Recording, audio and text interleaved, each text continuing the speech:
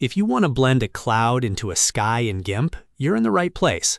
In this video, I'm going to show you exactly how to add clouds to images in Gimp and make them look much more natural, using a simple workflow that helps the cloud layer mix into the background instead of looking pasted on.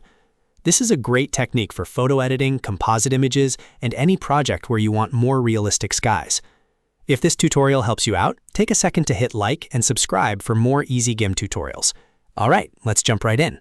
First, open your image in Gimp and make sure your cloud image is on its own layer. The key to getting a clean blend is to work on the cloud layer separately, so you can adjust it without damaging the rest of the image. Click on the cloud layer to select it before making any changes. Now go to the top menu and choose Colors, then Desaturate, and then Desaturate again. This removes the color from the cloud image and helps it blend more naturally into the sky.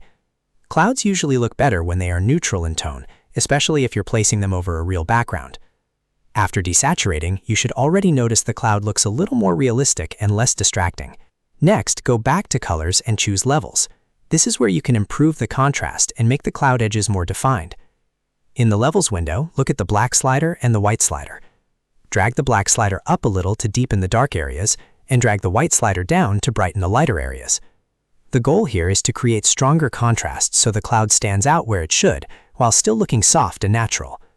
Take your time with this part, because small adjustments can make a big difference in how believable the final blend looks. Once the cloud has the contrast you want, it's time to clean up the edges. Go to Layer, then Transparency, and choose Color to Alpha. This is a very useful feature because it removes a chosen color and turns it transparent. In this case, set the color to black, since that is usually what you want to remove from the cloud layer. As soon as you apply it, Gimp will start turning that black background into transparency. After that, increase the transparency threshold slider slowly until the rough edges disappear. This is the part that really helps the cloud blend into the sky, instead of leaving behind harsh outlines or dark halos. Move the slider little by little and watch the preview carefully.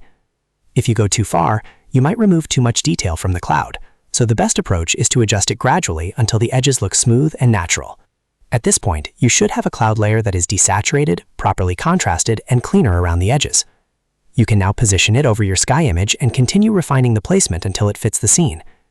If needed, you can also resize, rotate, or lower the opacity slightly to make it feel even more realistic. The best blends usually come from making subtle adjustments instead of extreme ones. So that's the simple method for adding clouds to images in Gimp and blending them into a sky the right way.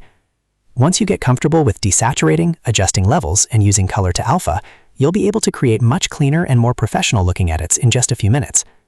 If this video helped you out, please remember to like the video, subscribe to the channel, and turn on notifications so you don't miss the next Gimp tutorial.